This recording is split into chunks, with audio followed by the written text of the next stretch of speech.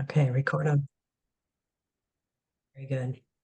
All right, so I'm Darcy Herman. I'm a program director at and program manager at GVC, and I'm very pleased to have all of you join me for the bid conference this morning for our Clear Creeks Project Garden Design and Workshops RFP. I'm also here with Karen Stupski. She is our grants manager and program manager, and teammate with me on coming up with this RFP for this really important work that we have to do. So I'm going to give a really short PowerPoint presentation that just gives a little bit of background on the Clear Creeks project and how our conservation garden design program came to be, and go over a few key points in the timeline of the RFP cycle and the proposal award and all that. And then I really want to open the rest of the time up to questions from all of you. So I will share my PowerPoint screen.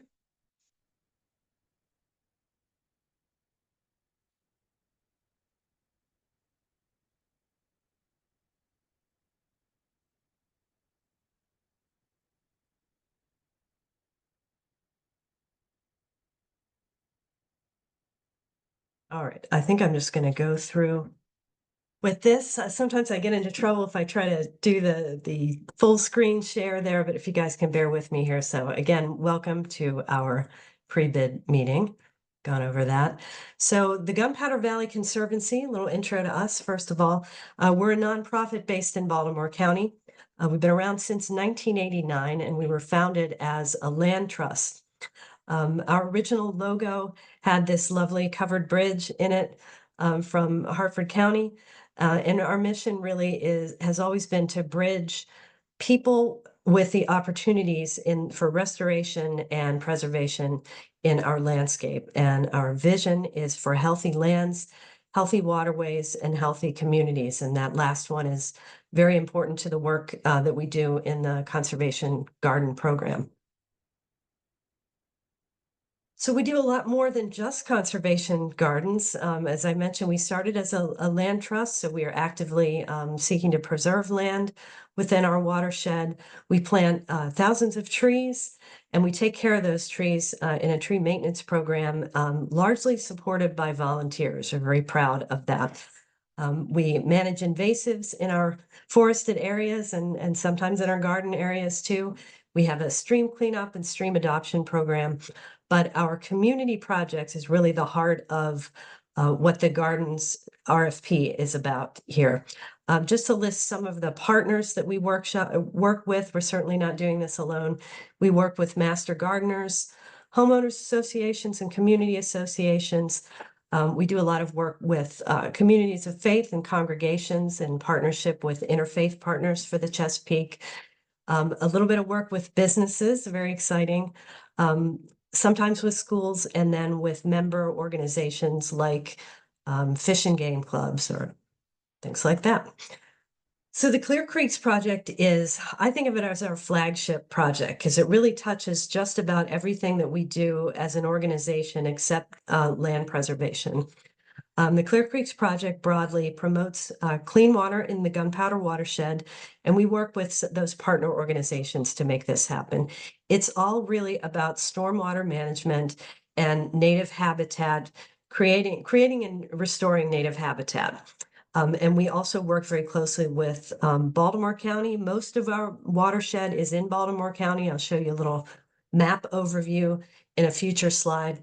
We have a little bit of the Gunpowder watershed in Hartford County, Carroll County, and also in York County, Pennsylvania. But by and large, most of our work has been done in Baltimore County. So we work closely with the Department of Environmental Protection and Sustainability.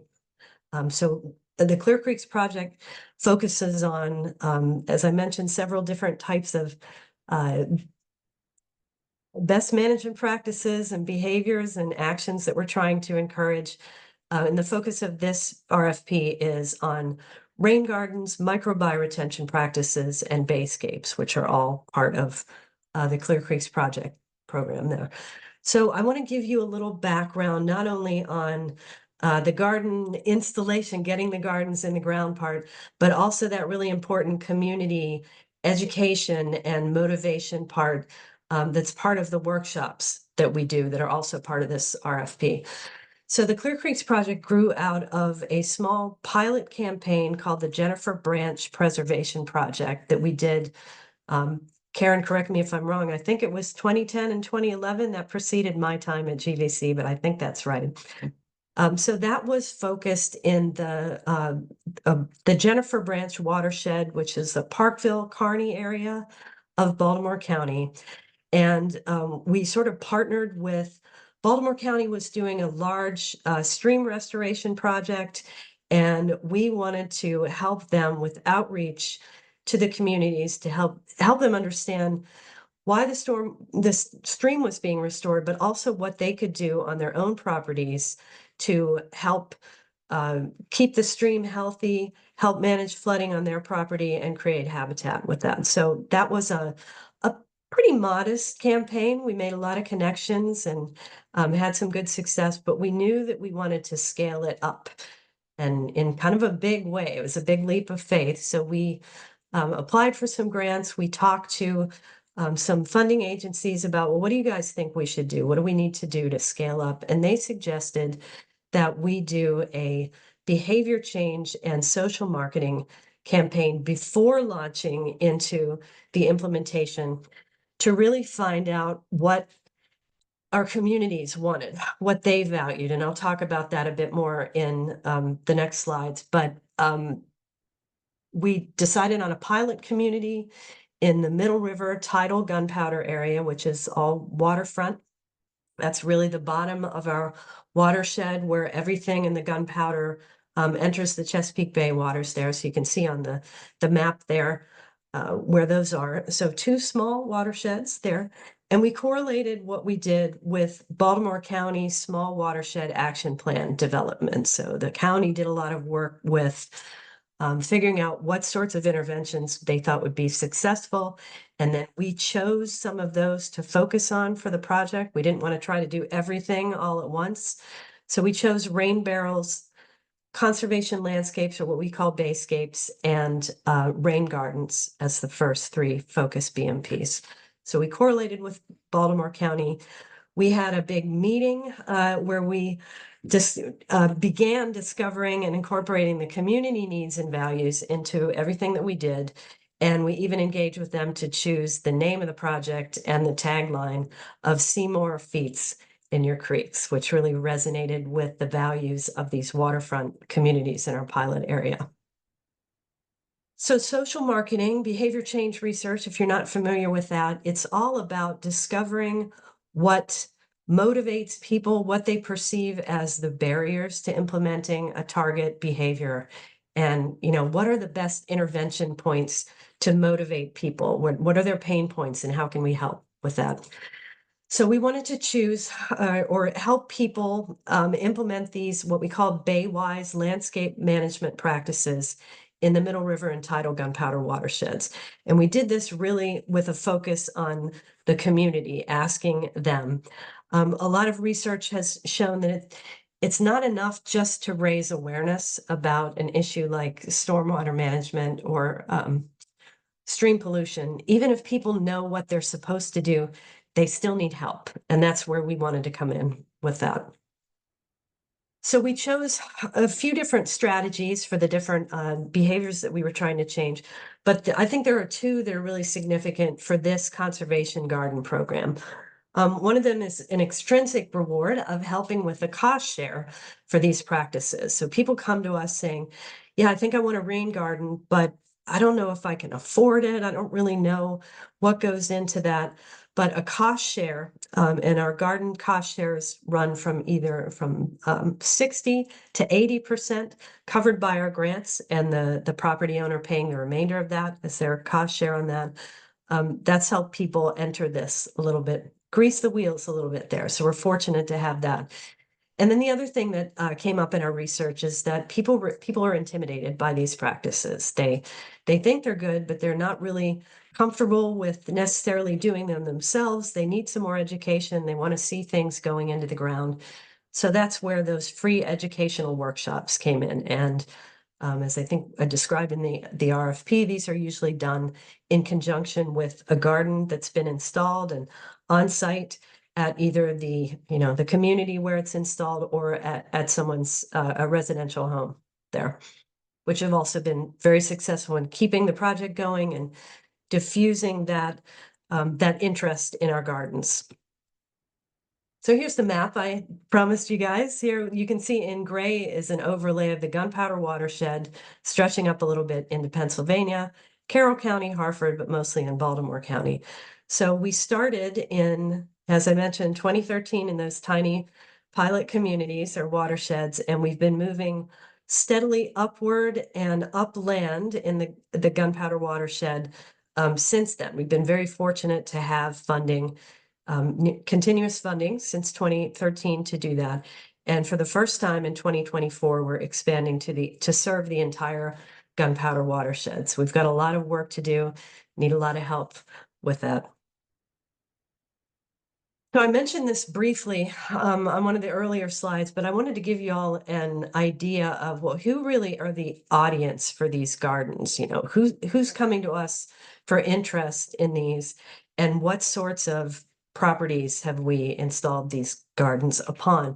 And I would say that homeowners, residential people, there's a huge demand for that. And we have a list of people waiting to receive these gardens, these residential gardens. We've also done a lot on community property, several different communities that we've worked with throughout the years. So that's also part of what we're going to try to do with this Clear Creeks Project garden program. Congregations, we do have an official partnership with Interfaith Partners for the Chesapeake. So we'll be installing some gardens on congregational properties. Businesses, we're starting to stick our toes in the water with that. That's a harder sell than to a homeowner, but we're doing that. Nonprofits have come to us. We've done some projects on, for example, Maryland State Game and Fish Protective Association and Baltimore County Fish and Protective Association. So member-based organizations that also have some land that they're interested in implementing some of these practices on.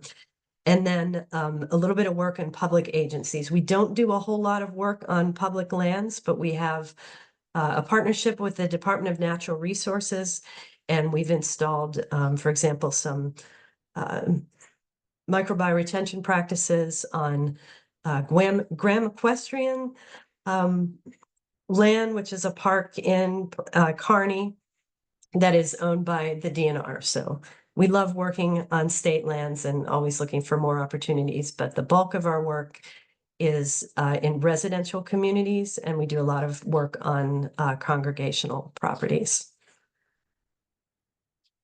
So that's my very small nutshell on the Clear Creeks Project and kind of where we work. Just a refresh on the timeline, and then I'm going to open it up for questions here. Our deadline for questions to be submitted to me by email, please, is October 4th, which is coming up this coming Friday. Coming up, I had to look at my calendar there. Proposals are due on Wednesday, October 16th.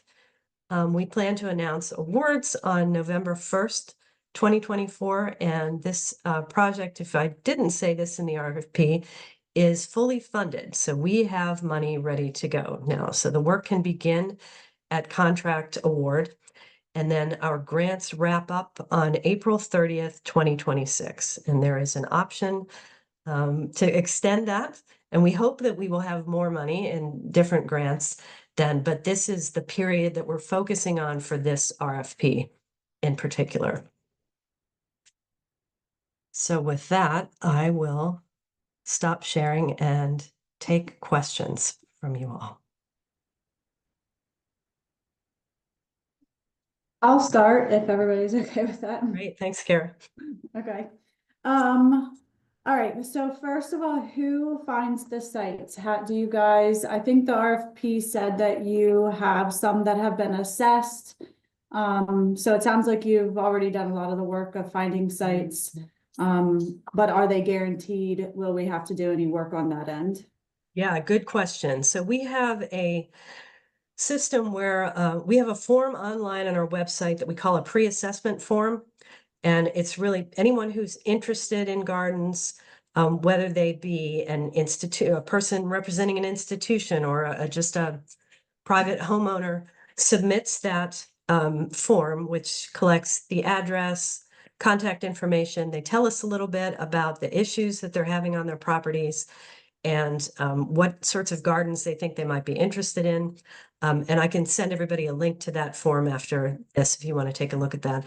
So from there, we take those addresses and they go through what's called a pre-screen with Baltimore County, if they're in Baltimore County, which most of them are. Baltimore County looks at the addresses and would tell us about things like, oh, watch, there's a right-of-way easement along this property, or BC soil or CD soils here, be sure to do a perk test, which we would do anyway, but things like that, kind of a heads up, because we have had issues in the past that we want to know things right up front there. So once we get to that stage, then what we'll be doing in this next iteration of the grant, we'll have someone internal to GVC who's going to take those addresses, those pre-screens, and do a sort of desktop site analysis of their looking at things. Once we get things to a stage of, well, let me back up there.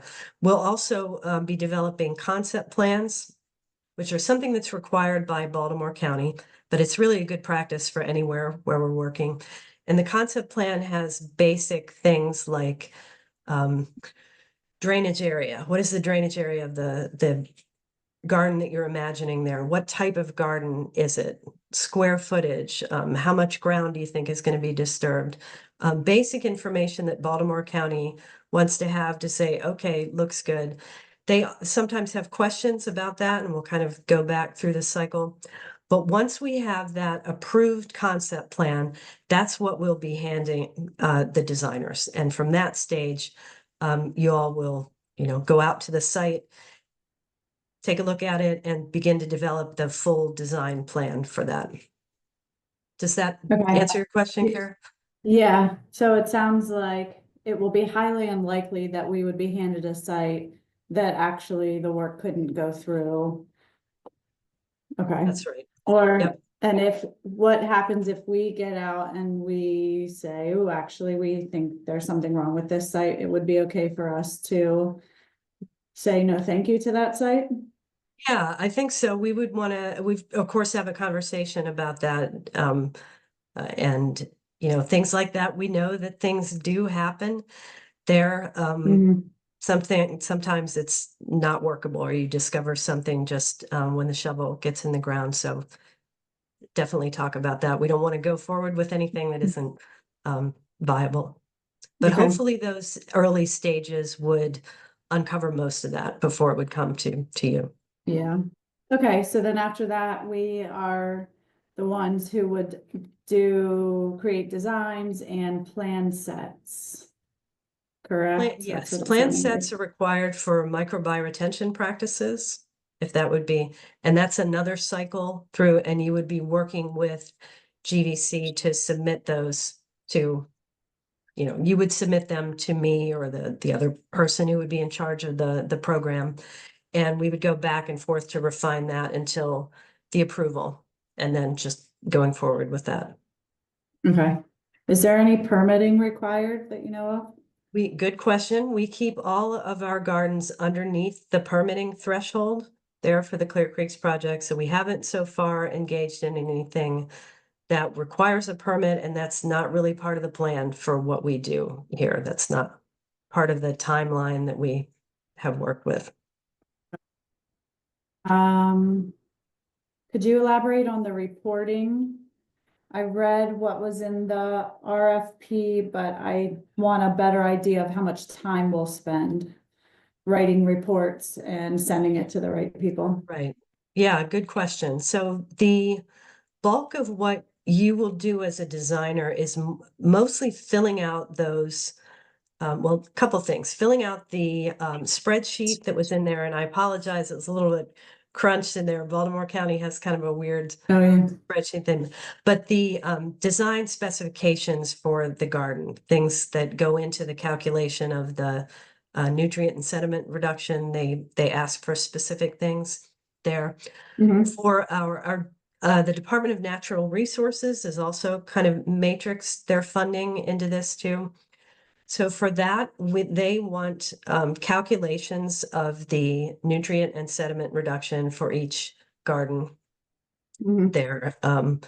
So using the calculations and your expertise as designers, figuring that out and submitting that. There's not a lot of writing otherwise. We do most of that internally. We do like to know about, lessons learned, if you have things to contribute with that. And then as far as reporting, Baltimore County asks for the as-built design plan. So if there's anything that's changed since they're not really seeing the initial design that you would come up with, they're really just seeing the concept plan. So if anything has changed, they want a kind of redlined concept plan there, but it's not full-blown designs for them. And we submit the same thing. That would be for the Go ahead, for Karen. rain gardens. For rain For rain gardens. gardens, yes. Thank you very much, Karen. I'm getting ahead of myself. So that's rain gardens and micro-bioretentions. For Bayscapes, conservation landscapes, it's a little bit simpler there. Karen, did you want to say something else? Although for about- the MBRs, they need the full plan set. So it's Yes, kind of like so- 3 different methodologies, I guess. One for Yeah. Bayscape, one for rain gardens, one for MBRs. Yep. Okay, but that was like before, like after the design, this is, or is that in addition to the reporting? Part of the reporting, it is essentially the reporting for you guys. Yeah, Do so they not need a lot. as-built for all 3 types of gardens? They need the as-built? For rain gardens, and I have to think now because it's been a while since we did some Bayscapes. Yes, I'm going to say as built for everything, but Bayscape is really just, if we have the plan overview and the plant list for that is, we like to have that for our internal records, but report is pretty minimal for Bayscapes, but it's more so for rain gardens and micro-bioretentions. Yeah, that might be like a last minute change of a plant species or something. Yep. Yeah. Okay, one more. I had a quick So Karen, did you comment. want to input something? Are they going to be required to do anything with field dock? That is a good question. Yeah. We have used a couple different methods to report our nutrient and sediment reduction for the various different grantors. We're very matrixed here. People want a little bit of something different here. We've used the tip calculator, which I think gives a better overview of what's going on in our specific areas versus field doc being very broad brush there. But I would say some familiarity with field doc, and I can send that out, a link to that program too. We use, Karen, maybe I'm trying to think of how best to explain this. We're required to, when we apply for a grant through, say, the Department of Natural Resources or the National Fish and Wildlife Foundation, to submit our goals for nutrient and sediment reduction by entering something in a GIS tool field doc that they have. But up until I think this new grant cycle, we've been able to kind of choose the reporting, the sort of methodology for calculating that we feel is best represents what we're doing and just submit that to that. But the new requirements might require field doc input. It would either be you doing that or someone at GVC, and we could probably talk about that. Okay. Yeah, if you can send that information out and then Sure. Is that a question I should submit again later so we remember to address it? I would Or love it if you would do that. That would be great. Yeah. Then I can send that out to everybody. okay. Now my final question. Sure. The RFP said we could bid on all of the work or some of the work. Did you mean certain types of the BMPs or certain quantities of each of the BMPs? Can we sort of pick and choose anything, or do you want us to kind of try and do all of one thing or all of another thing or all of everything? Great question. So I wanted to tell everybody on this call that we do intend to, we are open to multiple bidders. Our idea is that we want to have multiple people who can support this effort now and into the future. So I would encourage everyone to bid on the work that they think they can, their capacity, they have the capacity to do. So Carrie, you could bid on all of it. You could bid on part of it and say, you know, I think I want to do X number of Bayscapes and X rain gardens. We want to take all that into consideration. Okay, So it's kind of up to you guys. Go ahead, Karen. great. Also, I mean, we've heard from some contractors that their price might depend on having a certain number that they do, like. So Yes, take that into consideration. okay. I think that's everything for me. Okay. And Karen, I would encourage everybody to, if we've tried to put together the spreadsheet that would be straightforward in what we're looking for. But if there's any extra information that you want to include in your proposal that helps explain, you know, your bid, your price, all of that, I encourage you to include that. Okay, thank you.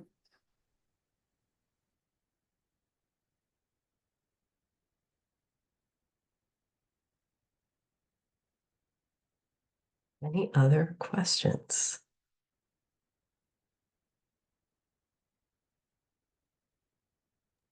So I have a question Oh, go ahead. about one of the appendices here, the stormwater management BMP's communication plan that you talked about previously. On item A, planning, the pre-screen concept plan set, and concept plan meeting. That's all done by you, right? Yes. I mean, So we don't send anything directly to the county. It's going through you, right? Correct. Yep. Yeah. So the pre-screen is done by GVC staff communicating with the county, but everything, the concept plan, the plan sets, those would be sent to us first, and then we would send them on to the Right. county. Okay.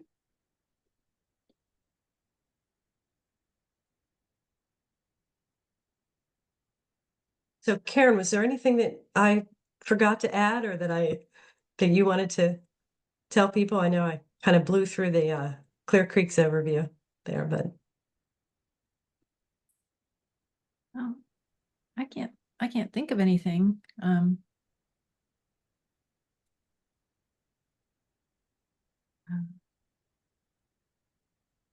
had a question. sure. Go ahead. With so will these be under contract renewed every year? Or you said the duration is through April 2026. So is there a 2025 contract and then it renews 2026, or are you signing up for 2 years off the bat, or That is an excellent question. So the period of performance of the grant is through April 30th, 2026. But I don't know, Karen, is it fair to say that we would be open to? I think we would want at least an annual, but maybe I'm misspeaking there, Karen. I think we were thinking of annual contracts. Just so then we can all practice adaptive management, you know, and see how Yeah, that's true. Yes. Yeah.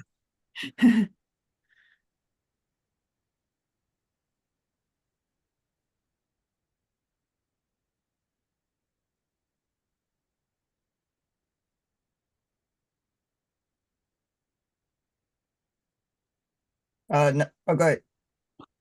Go ahead, Jack. Assumption, Darcy, that as everybody puts in their bids, the GVC team will look at all and decide how to distribute the work. So let's say there's, I forget the number, 40 rain gardens. You may say, okay, Kara, you wanted 10, you get 10. Eram, you get so many. And so you'll make that distribution based on how the proposals are put together. Like if somebody says, I've got to do at least 10 or I'm out or something to that effect. So the total number we'll know at the award, that we're going to award you so many of this and so many of that. Is that the way your plans are, to kind of let us know up front, or leave it hanging and kind of divvy things out as they go along? Question. Well, I think we're gonna look at the cost per garden too, definitely is gonna weigh into that, because we are working with a fixed budget that we need to plan toward. But yeah, I think it'll also depend on, how many bids come in for, I want to do everything, and how many come in for, I just want to do Bayscapes, or I just want to do a few rain gardens and maybe one of this. So it's hard to say in advance, but I think it's fair to say that we'll be flexible with that, or we're open to, excuse me, talking about that. And that's why I think it's very important to put, to consider, if your pricing is dependent on a minimum award or minimum number of garden award, to put that in there too, so that we'll know that upfront.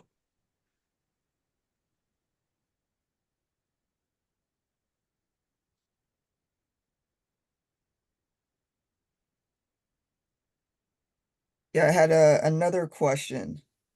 Region. Can we specify if there's a specific region within the gunpowder we would prefer to work in? Hadn't thought about that, but I think so. Sure. I'm guessing even that might be because of travel and cost of traveling to that.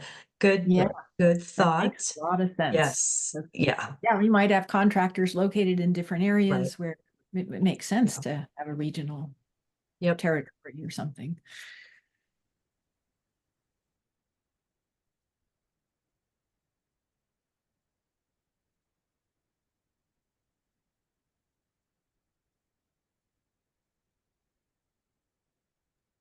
Another question. Yeah. The plants. So, is that flexible?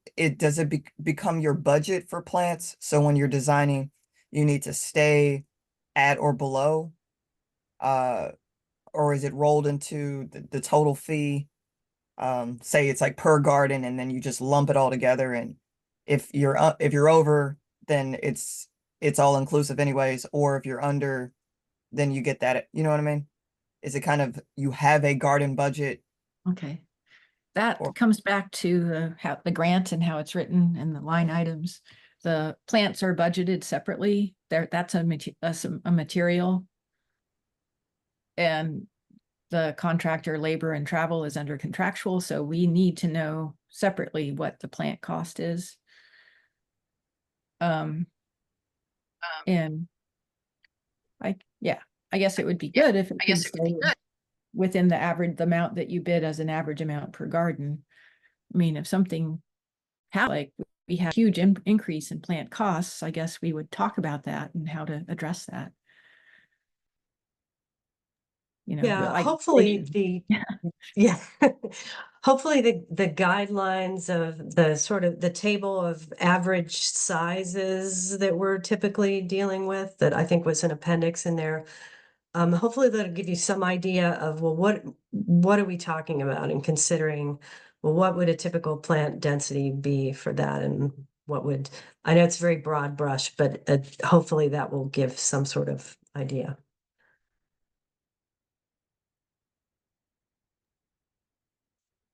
I'm guessing the way this is structured is kind of a fixed price for labor and reimbursable for the plants.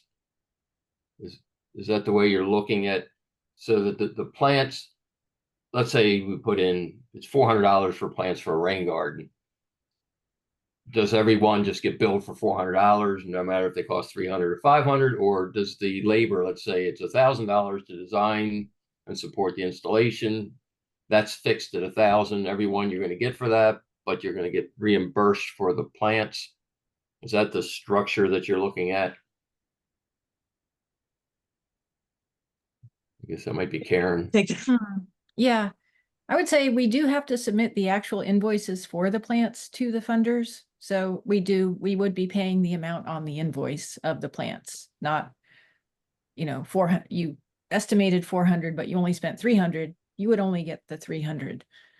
If it's more than the 400, I guess we have gone over, because that is just an average size for the rain garden. So some of them are bigger, some of them are smaller, within a certain range. Did we put that on the RFP, Darcy, that, that it's an average size? So some might be a little smaller, some might be a little bigger. If there's any that are just significantly bigger, we would need to talk about that. Yeah, we put the average sizes in there, and definitely we're keeping everything has to be below the permitting threshold there. So that's, yeah. Everything is a little bit different because we're dealing with a lot of different, a huge variety of residential landscapes and community things. So we understand that things have to be fairly adaptable there.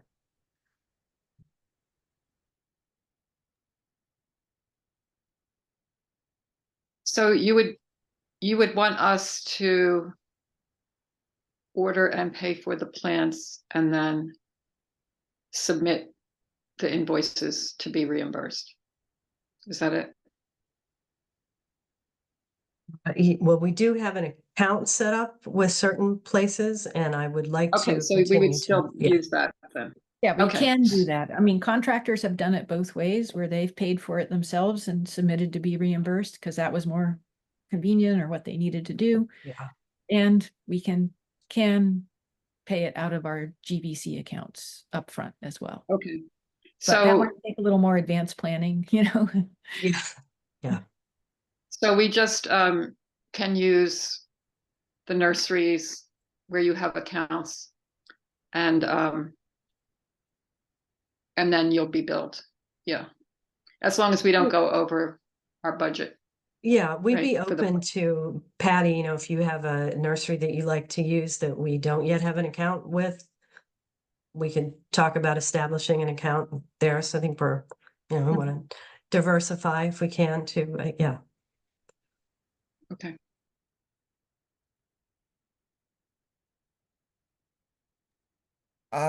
Clarifying question about plant supply.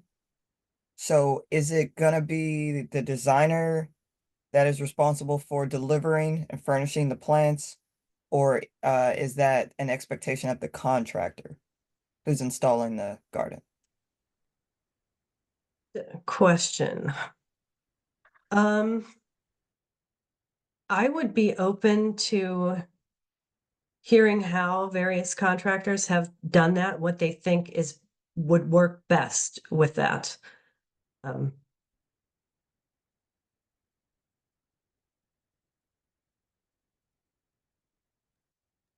What I found works best when we work with Live Green is if they pick up the plants, because sometimes they send the crew to get started and then another person comes later with a truck and delivers the plants. So it's much more efficient to have a second truck go get the plants than have the crew stop and have somebody go get the plants, because sometimes there's delays.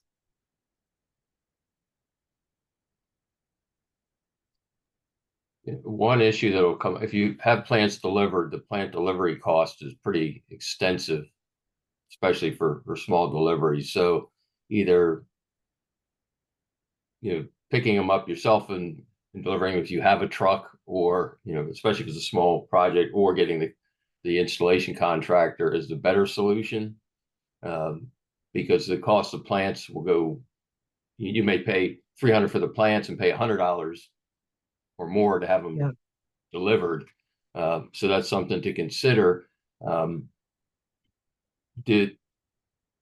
Should the assumption in the proposal be that either the contractor will pick it up or the installation contractor, or should whoever's bidding put in as part of the plant cost a delivery charge? And I guess it depends on each individual how they want to do that, but we want to make sure of is that nobody, whether it's GVC or the contractors, get caught at some point saying, "Oh, we didn't include the fact that now with fuel costs they're charging us $200 to deliver a load of rain garden plants, and that's almost the same cost as the plants themselves." Yeah.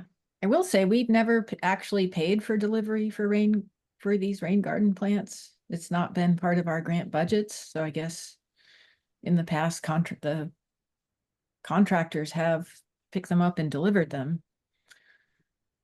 Or we've picked them up. Yeah. Or both.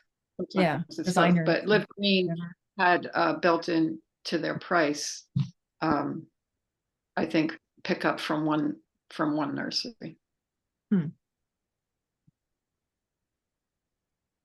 Yeah, so I think whatever you put in, this would be something to specify in that kind of extra explanation of assume this is my price, assuming this. Be helpful. Yeah. And we can specify about this when we put out the garden installer RFP. Yes, yeah. Yeah, just to be clear, this is not including installation, is that correct? It's just the That is design. correct. Yeah, I'm glad you brought that up, Kara, Is because I it can just share. plant management. material? It's not Oversight even of the construction installer. materials. Yeah. It's also construction management. So it's overseeing the installer, making sure they are following. Design management and only plant material, but no other construction material. Correct. Okay. So, And so you're I'll sending out a separate RFP for the installations? yes. Okay.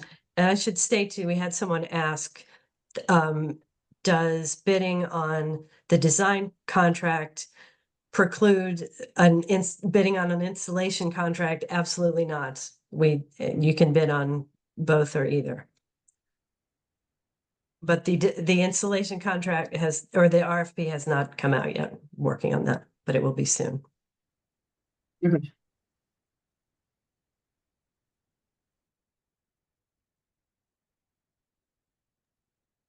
Along that line, is there the option for somebody who wants to be the design build contractor? Because in a lot of cases, that shrinks part of the price potentially.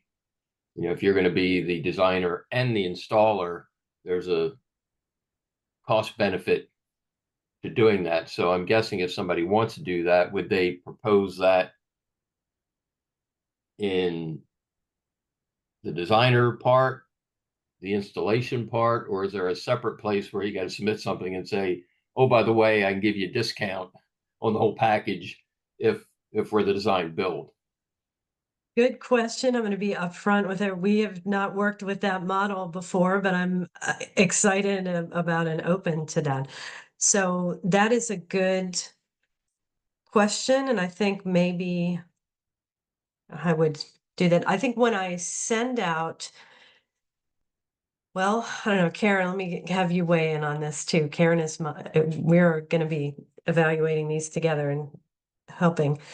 Do you think that's something that would be appropriate to send out when I send questions out or make answers to questions available?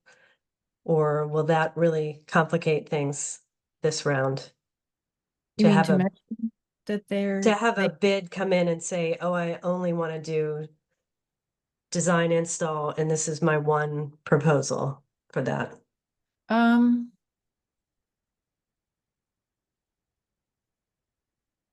I think, well, if they oh boy, so they wouldn't want to do design without also installing? You're asking about that? I think that's what we're saying about the possibility there. Well, it's a possibility to either all or nothing, or somebody saying, if I do both, I can cut my price Right. because I Okay. now have the ability to kind of blend these things together. My overhead's covered, Yeah. that way. So there's two different ways. One person may say, I'm only design build. I don't want to get involved doing somebody else's installation unless it's mine. That could be one approach. The other may just be, hey, if I get to do both, then I can cut you a little break on the cost and the schedule or something. Yeah, I would say because I'm not sure how soon we're going to get the installer RFP out. I would say submit this proposal and put a comment about, yeah, I'm also an installer, and if I can do design build, I can give you a better price or something like that. Yep. And Yeah, then when the thanks. installer RFP comes out, you could submit that with your combined price.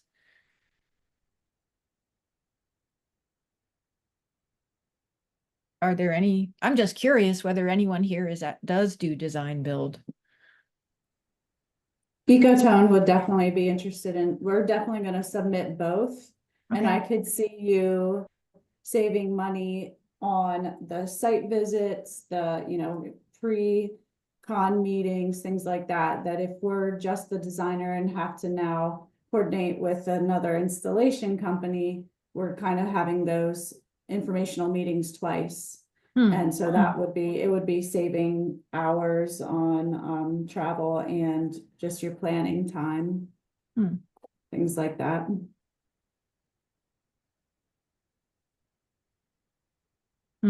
Agreed, and likewise. Yes, consolidate the effort as much as possible.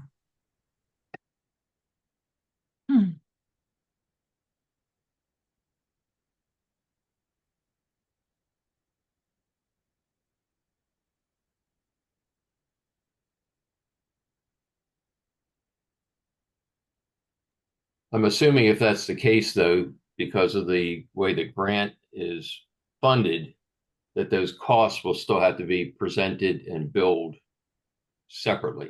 So if you're doing design build, there'll be a design fee and a plant cost and a installation fee that has to be submitted in invoicing, so that the grant funders are all putting things in the right bucket. So it won't be the design build is $5,000 everything. It'll have to be so much is for design, so much is for plants, and so much is for the installation. Okay. Yeah.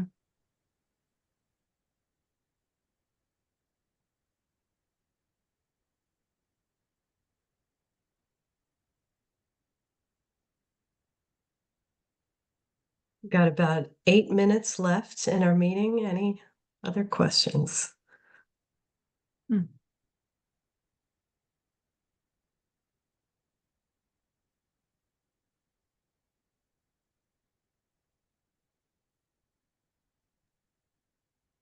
Okay, I have a question. So in determining which consultants you will select, is that based on expertise, cost, both? Does the funder want you to pick based on cost, or do you have the can you pick whoever you want? Good question. I don't think the funder really has any influence on who we pick. We're reaching out to try to get as many perspectives as possible and the idea of cost, but we have budgeted for a certain cost. So, we're going to be looking to see how much we can do with the money that we have, but we'll be taking a whole broad brush of things into consideration: experience, expertise, price, all those things. So, Yeah.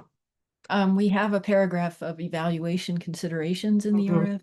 Yeah. So let's say qualifications related to stormwater, BMPs, and native plants, reputation, proposed approach to accomplish the work, experience of offer, capacity and commitment to meet the intended timeline, and value of price in terms of rate and number of hours devoted to the project. capacity, I think, is really important because we do have a timeline. And so we don't want contractors who are going to bid for more than they have the capacity to do. And that's part of our reason for needing multiple contractors, is it may, just to make sure that the work can get done. You might need to have multiple contractors working at the same time, possibly.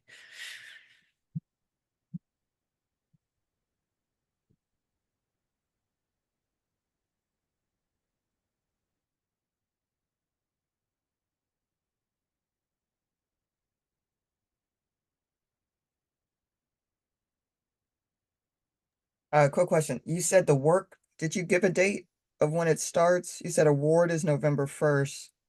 Do you anticipate when the season would start or when you would get your first batch of sites?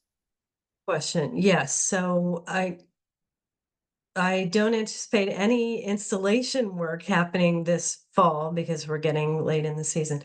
But the assessment work could, or the well, these, let me back up on that. Yes, so if we will be working on assessments through the winter season there as much as possible, which is we should be able to do quite a bit even when it's cold and it's not planting. So what we get through then, when we get things to concept plan stage, when it's then handed to a designer, you could take it and start running with it then, even if the installation would not start until the weather was warmer and plants became available.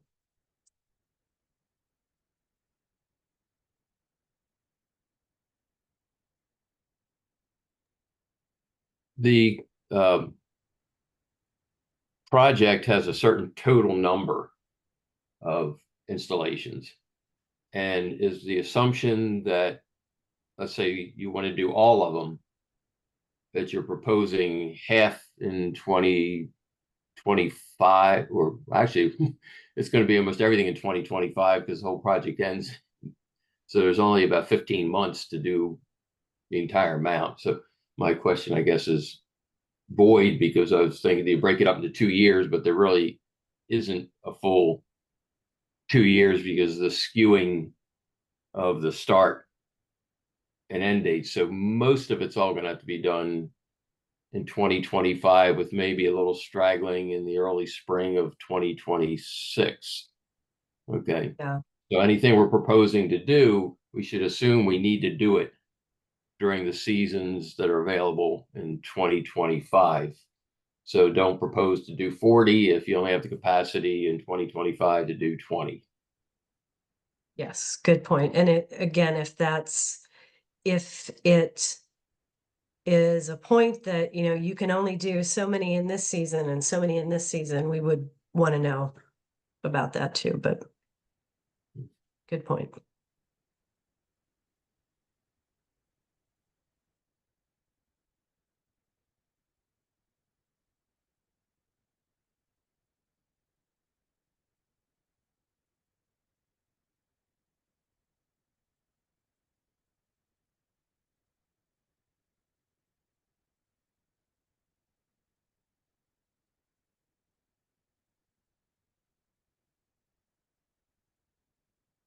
Any final questions? 3 minutes left.